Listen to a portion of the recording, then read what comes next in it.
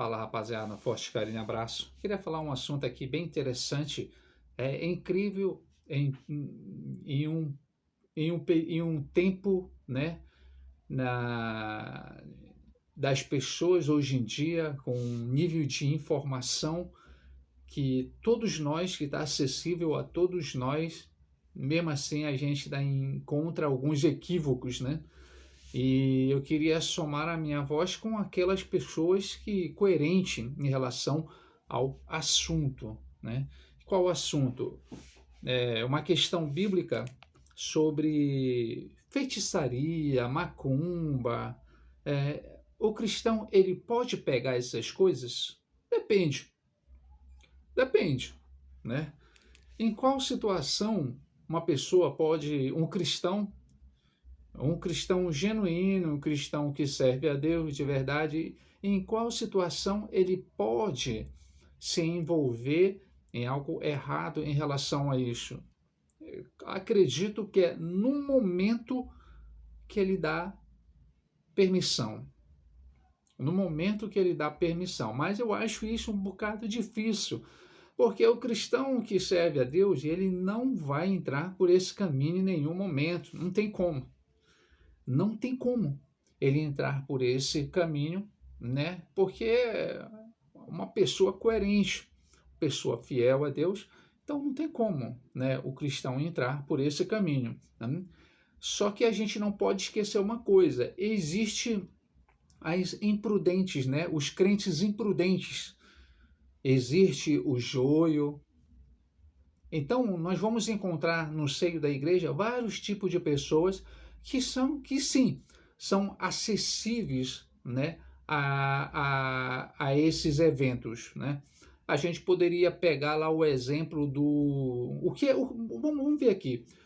O que é uma pessoa que se envolve com feitiçaria? Acontece coisas e tal, coisas negativas na vida dela, não vai mal, porque realmente a gente percebe que ela deu espaço, deu brecha, né, e se deixou levar por isso, né?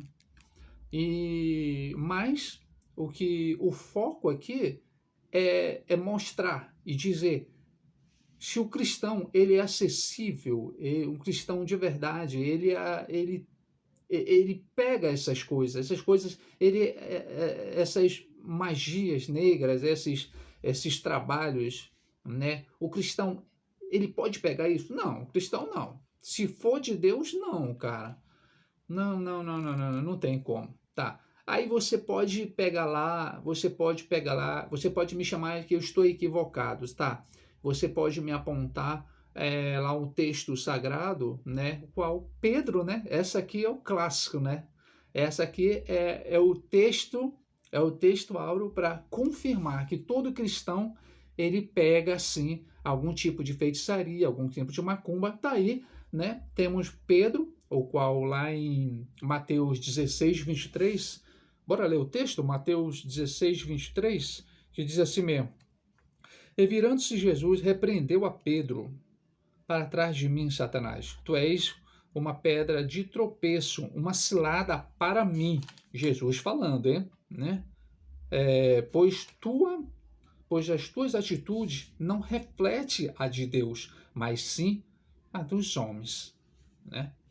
Então esse é o texto que muitas pessoas vão pegar para afirmar com toda a veemência de que, sim, cristão, ele pega essas coisas aí, feitiçaria. Não, primeiramente, o texto não está falando nada disso, né? Está falando nada disso, né?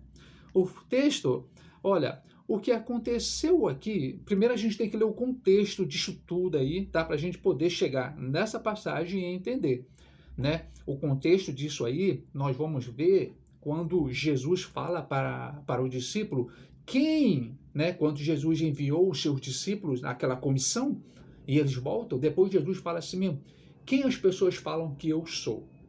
E depois de muito relatório lá, Pedro vai e fala: tu és Cristo, tu és o Cristo, o Filho de Deus.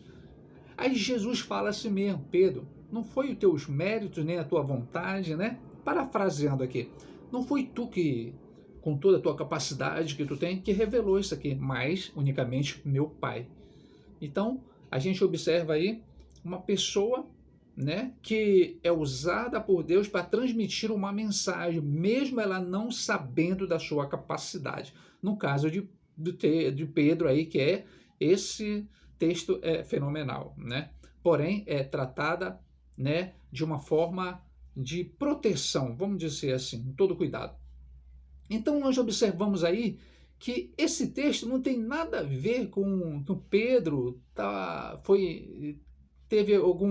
foi alvo de macumbaria, feitiçaria, coisas do tipo. Não tem nada a ver, esqueçam isso, né?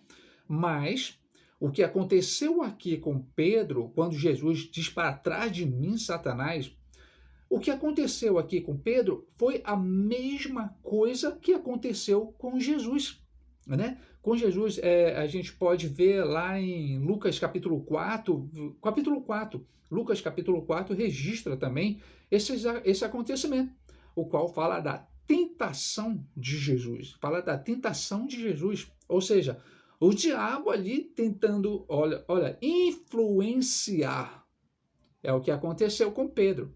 Pedro estava influenciado, e não que ele estava possesso, que ele era alvo de macumbaria, nada disso, nada disso. Não tem nada a ver isso.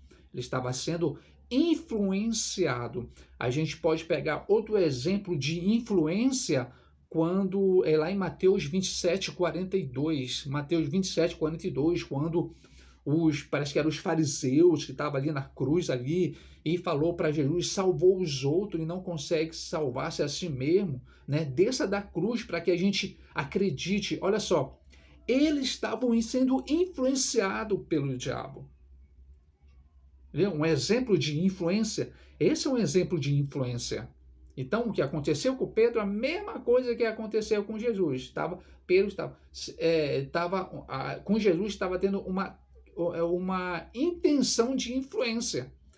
Jesus sendo tentado ali, né? Pedro sendo tentado, influenciado. Olha só, e não que ele estava possesso ou foi alvo de macumba, ok? Então, não existe isso, né? Não existe, né? A gente vai ver lá em Lucas 4, né? Uma tipo de tentação clássica, né? A tentação mais clássica.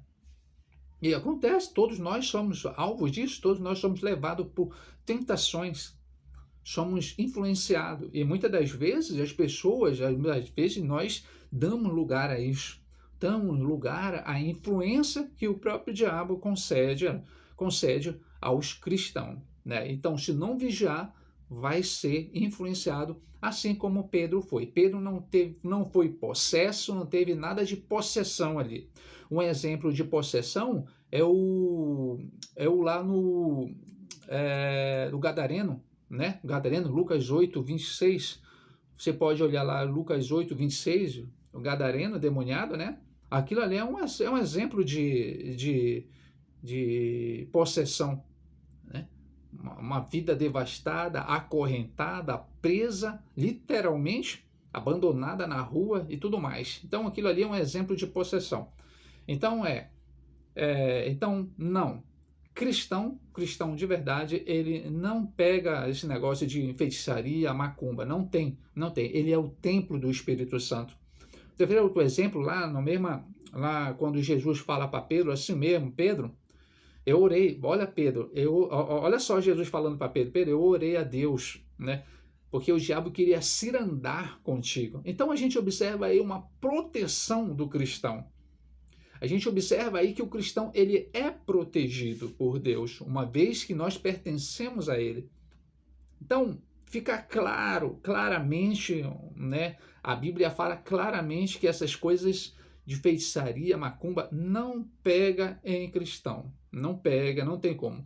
A não ser que você deixe os caminhos do Senhor e dê lugar a essas ações, ok? O resto é só sobreviver.